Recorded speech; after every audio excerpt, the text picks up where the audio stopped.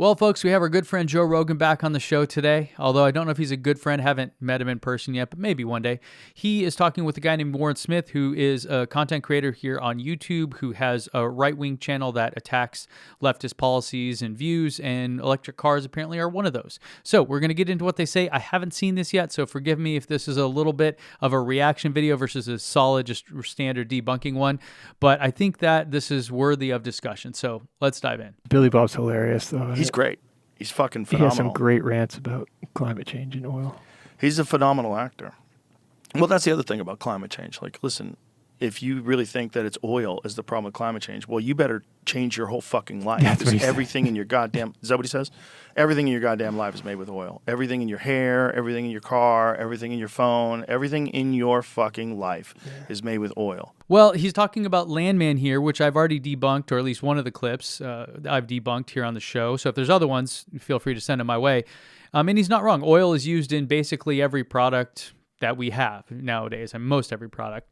And the thing that he's wrong, though, is how much of oil is actually used for that. So let's see what the data shows. So here on the U.S. Energy Information Administration, and who knows, this data may change, as of their latest study in 2022, they gave us a list of all the major types and amounts of U.S. petroleum products consumed, meaning what is actually being used. How are these products being used here? And you can see that they list them all out here. Now, the vast majority of these are related to energy. And so when you categorize these and then come up with a percentage of what amount of oil was used for energy, meaning fuel and gas and those kind of things, versus non-energy uses like the stuff in, the plastics in our phones and everything else, well, you would see that 95.75% of oil used was used for the purposes of energy, whether that's heating your home, fueling your car, fueling the jet that you're flying, a diesel truck delivering you an Amazon package, whatever the case may be. And only 4.25% of the oil consumed as of 2022 was used for non-energy related purposes.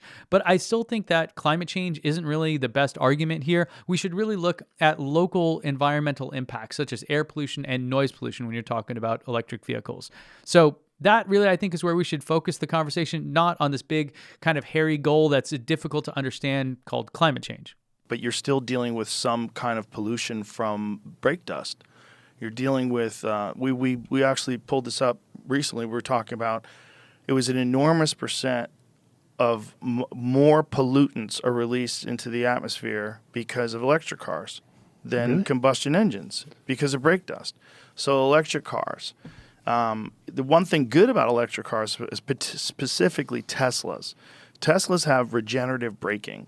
So when I drive my Tesla, oftentimes I don't even have to hit the brakes because I just let off the gas when I'm getting close to an intersection. I gently tap the brakes when I get close to the line where the red light is. But when you're driving normally, it's like 1 foot driving. The brakes work, but you don't have to use them because when you let off the brakes or let off the gas, rather, the car slows itself because it's regenerating electricity through this regenerative braking aspect of it. So I think he sort of debunked himself right there. He's saying that EVs emit a ton more pollution because of brake dust. I think he means tire wear, which maybe he'll get to in a point here. But regenerative braking basically eliminates almost all brake dust or particles, PM 2.5 or smaller, that get emitted from brakes in electric cars. And there's basically no electric car that doesn't have regenerative braking, no new ones anyways. So yeah, this is basically a solved issue with technology, and it also makes the cars more efficient and go further on a charge. But, there's electric cars that you'll drive, like if you drive like the Porsche Taycan, it's an amazing electric car. It doesn't have that regenerative braking thing, or at least maybe it's a setting, and the car that I was in didn't have it turned on. But when you let off the gas, it just coasts like a regular car. So he's sort of not wrong there. It does coast, but the reason is because regenerative braking happens when you press the brake. Porsche, very racing-oriented vehicle, and I agree, the Porsche Taycan is incredible. I absolutely love it. The regenerative braking does happen when you press the brake. So when you use the brake, it doesn't immediately hit the actual brakes on the vehicle. It uses regenerative braking. So it sort of simulates the normal experience of driving a Porsche, and so that's what he's referring to. So he's just misunderstanding about how that works, but the Porsche Taycan absolutely does have regenerative braking. And on the Porsche media site, they actually have a blog post about this from a few years back explaining it. But essentially, the net of it is that around 90% of everyday braking in a Porsche Taycan is 100% electric, allowing the Taycan to recover energy. But in extreme situations, such as full braking from a top speed in a fully loaded Taycan, a maximum braking capacity of more than 2 megawatts must be applied. So those cars are much heavier than regular cars, much heavier. And there's a problem with guardrails because of that. So it turns out they're actually not much heavier. Over on the Driven website, they did some analysis on this. And when you compare like to like, you find a 10 to 15, maybe tops 20% increase in weight. So it's not like twice as heavy. Some websites that just like to skew numbers and spout out misinformation will do things like compare a Hummer EV to a Toyota Corolla or something like that. And you're like, oh my God, it's 10 times the weight. Yeah, of course, because of what you're doing. But when you compare like to like, it's not really that much heavier. And in fact, the big change in the US anyways is that just vehicles have been getting a lot heavier throughout the years as we opt for trucks and SUVs. So the weight of the vehicle and all the other problems that come with that, with road wear, brake dust, all that really aren't specific to EVs at all. And some of those cars just go right through those guardrails. Because there's just too much mass. Here's a funny, weird stat about that. This actually happened once where it's pretty sad, but kind of wild. A guy was trying to commit suicide with his family in the car in a Tesla, and they flew off of a cliff in California down to the ocean, essentially, like the big rocky seashore, and everybody lived. So, yeah, I guess, electric cars, like any car, if going directly at a guardrail, can absolutely fly through it. But thankfully, if you're in a safe car like a Tesla, you might survive. When you clean your car and if you're washing your car, you go to the wheels, there's all that dust that's around the dark dust that's around the wheel that you have to clean. That's all brake dust. So that's getting into the air. So if you live in a place that has high traffic and like stop and go traffic, you get brake dust everywhere. I'm reading an article that kind of disagrees with that, and it explains why here in this third paragraph. Okay, so it says, many of the claims about EVs causing air pollution reference figures from Emission and Analytics, a private company. Founder Nick Molden said that its measurements show that particulate emissions can be 1,850 times more than those from modern car exhausts, which have become cleaner because of regulations. But the headline finding needs some context. The tests have not been peer-reviewed by scientists, and the industry disputes the findings. That doesn't mean anything. What they just said doesn't mean anything.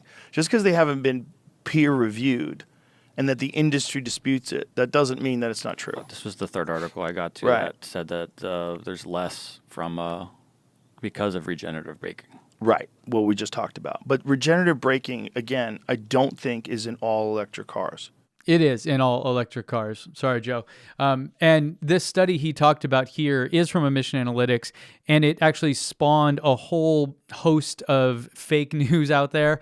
In fact, one of them was on this site, which is basically a conspiracy theory website, and they've since taken down the article. Like, that's how bad and how wrong it was for them to claim that EVs polluted more because of this study, when in fact that study did not even test electric vehicles. And since then, the folks over at Emissions Analytics have done further tests and comparisons and found that essentially it's a wash, and that EVs do not produce more pollutants from tires or from brakes with actual studies of real world data, not with some kind of synthetic made up data.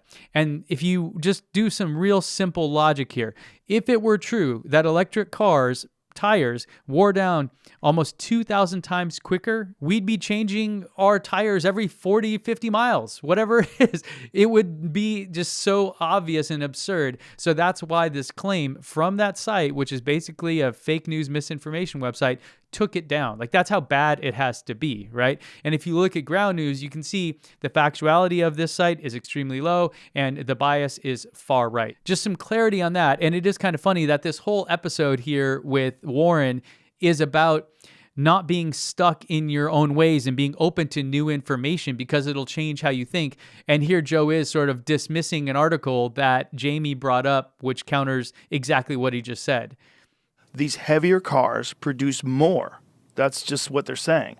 Measuring tiny particulates is very difficult. There are relatively few comparative studies so far. That means there's still uncertainty over whether the extra weight of EV batteries will result in worse particulate pollution. But it makes sense. It's logical. just because something makes sense logically doesn't mean that it's true. A good example would be salt intake. If you have too much salt in your body, your blood will become toxic and your liver will fail and you'll die. And if you don't consume salt, then guess what? The water in your body can't stay in it and you will also die. So you must have a balance between too little and too much. The same goes true for sugar. A half a teaspoon of sugar in your blood, you're fine. If you have 1 tablespoon of sugar, you're dead. And so it's kind of one of those things where just because something logically sounds like it makes sense, it doesn't mean that in reality it does. And that is why we study things, and also why studies like this need more data. I do agree with the sentiment that just because there is a point of data that I disagree with doesn't mean that we shouldn't continue studying it. We absolutely should. And so I'm a fan of that, of collecting more data, because that's truly how we know something is real. What the solution might be is to make carbon fiber brakes standard. It's carbon ceramic brakes standard that you need them just like you need catalytic converters. It would be more expensive though. Yeah, it wouldn't just be a little bit more expensive, Joe. For you, maybe $15,000 for brakes. The upgrade here on your Tesla is not something to worry about. But for the rest of us, that is the price of a car. Okay?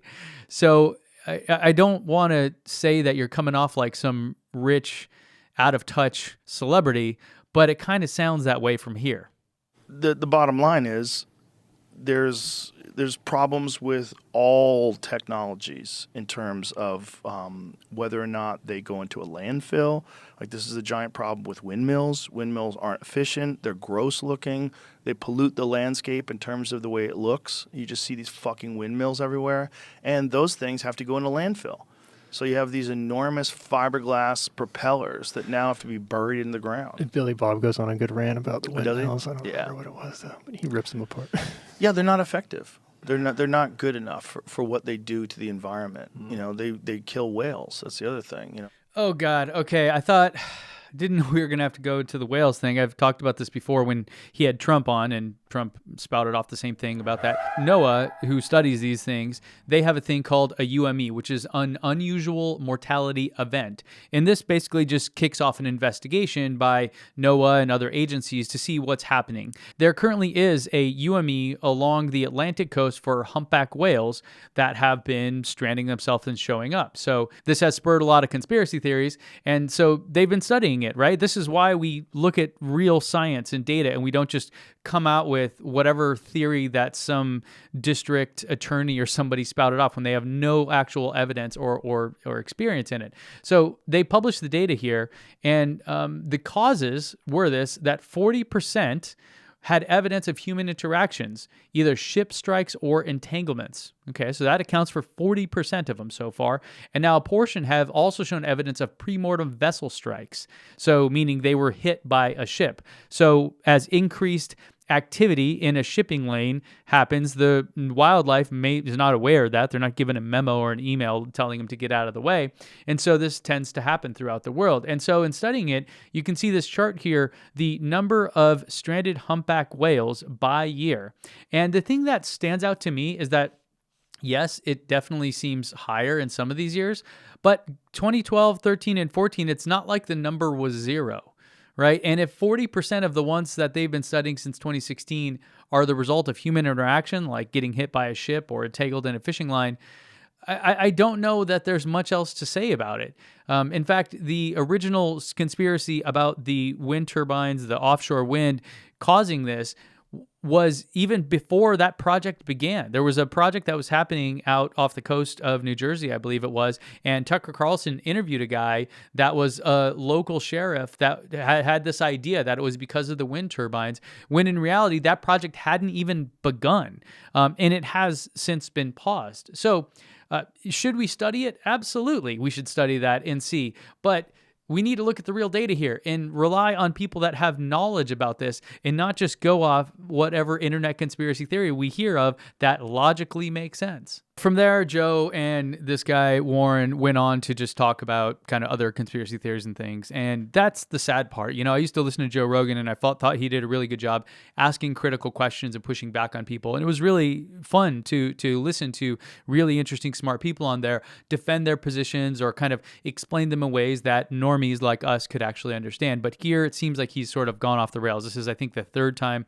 I've had to debunk him here. So maybe I'll have that opportunity to sit down with him. Maybe not. Let me know in the comments if you think that'd be good. Let him know in the comments. Go send him this video there, or tell him that I sent you when you comment on this. Sources for everything I showed you here today are in the description, like always. Members, make sure to check out the Discord feed where we can have a conversation about this. If you're not a member, check the join button down below for options on becoming part of the community and supporting data-driven journalism. Other than that, guys, thanks for watching. Let me know what you think in the comments, and I'll see you back here next time. But wait, before you go, if you also want to see the other video I did debunking Trump on Joe Rogan, check it out right here. That's it for this one. I'll see you back here next time.